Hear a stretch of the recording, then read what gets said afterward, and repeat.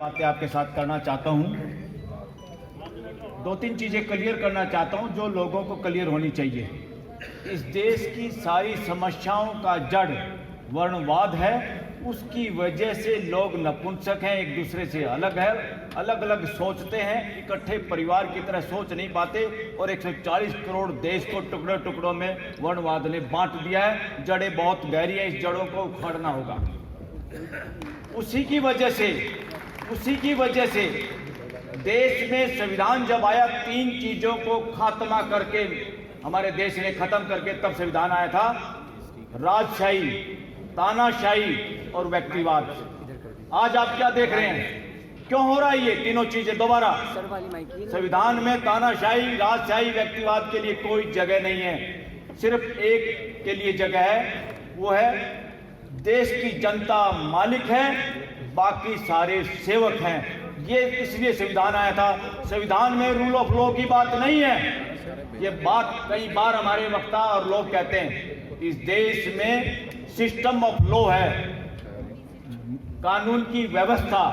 आज इस मंच से पहली बार देश के सामने, बल्कि दुनिया के सामने एक नई आवाज जा रही है। वो क्या है?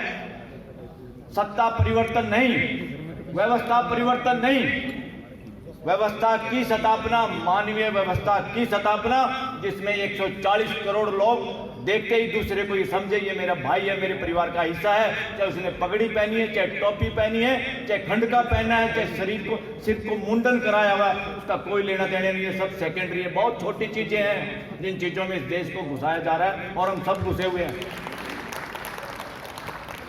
साथियों, जिंदा आदमियों की कदर नहीं, पत्थरों में भगवान ढूंढ रहे हैं। मालचा गांव की जमीन में राष्ट्रपति भवन और लुटियन जोन बना है। बहुत सारे लोगों को भागना पड़ा था, तोप तान दी थी अंग्रेजों ने, और जब तोप तानी तो लोगों ने मुआवजा भी नहीं लिया। अंग्रेजों ने कानून बनाया था कि जो जमीन इस्तेमाल के बाद बचेगी तो किसानों को वापस होगी। उन किसानों के बच्चों ने भी मुकदमा किया हाई कोर्ट और सुप्रीम कोर्ट के अंदर।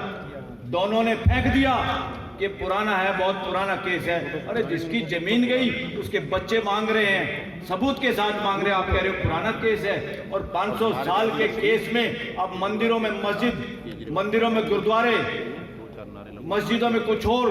ये कौन से वक्त की बात है? और 500-600 साल की पुरानी बातों में कौन से जज हैं?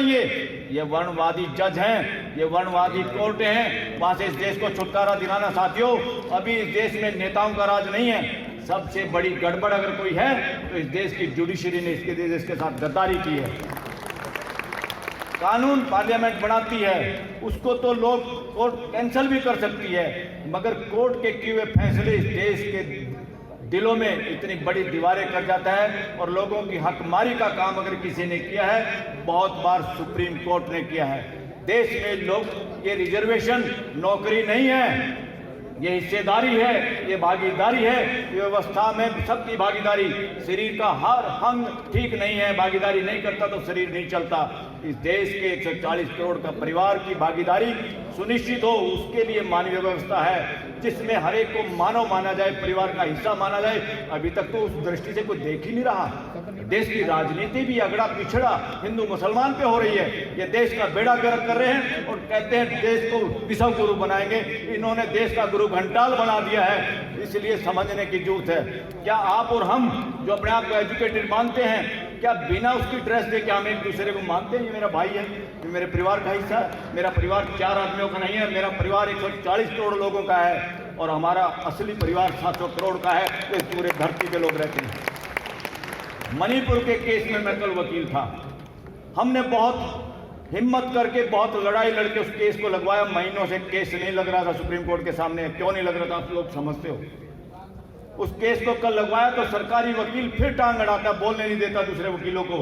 कल पहली बार किसी वकील ने उसको कहा, चुप, तुम वकीलों को बोलने नहीं देते, चुप रहो। और पहली बार कोर्ट को भी एहसास हुआ कि ऐसे वकील भी हैं यहाँ पर जो सरकार के अटॉर्नी, सॉलिसिटर जनरल को धमका सकते हैं ओपन कोर्ट में कि अपनी हैसियत में रहिए, अपना काम करिए। आप देश के सॉलिसिटर जनरल हैं, आप एजेंट नहीं है, आप सरकार के वकील नहीं है, आपको देश की तरफ से बोलना है। अटॉर्नी जनरल ऑफ इंडिया और एडवोकेट जनरल ऑफ इंडिया वो इंडिया के हैं या स्टेट के हैं, वो किसी पार्टी के और सरकार के नहीं होते, उनको एडवाइस देना होता है पूरे देश के लिए, संविधान के लिए। और हमारा संविधान एक ही बात करता है साथियों, मेन बात, प्रियम्बल में सब कुछ के बाद एक ही बात लिखी है, चाहे कानून बनाओ चाहे न्याय करो, उस सब के बाद उस न्याय से भी उस कानून से भी देश में एक चीज बचनी चाहिए, एक चीज मजबूत होनी चाहिए। वो क्या है?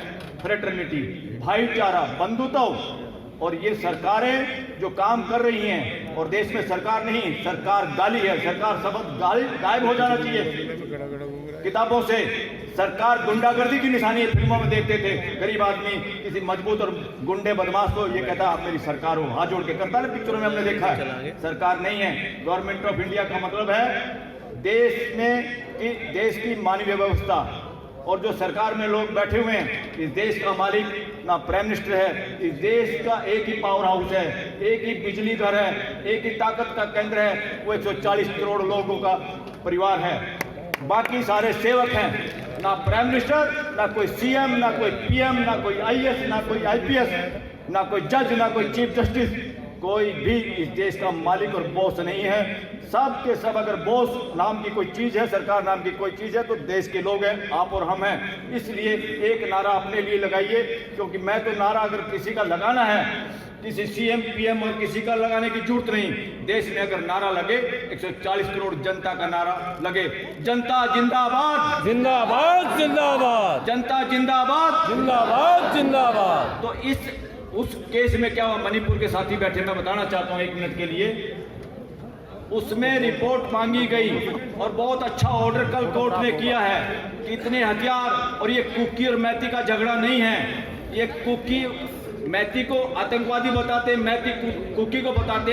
ये सारा झगड़ा हमारी इंटेलिजेंस एजेंसी का, सरकार का करा धराया है। सरकार सबसे बड़ी आतंकवादी है देश में, जो लोगों को मिलने नहीं दे रही और भाईचारा खराब कर रही है। सरकार सबसे बड़ी आतंकवादी साबित हो रही है देश में, सरकार सबसे बड़ी देशद्रोही हो रही है। इन सबको पकड़ना होगा और आप लोगों को परिवार की हैसियत से सोचना होगा। 140 करोड़ का अपना मानते हो तो हर मामले में आपकी जीत होगी। धन्यवाद।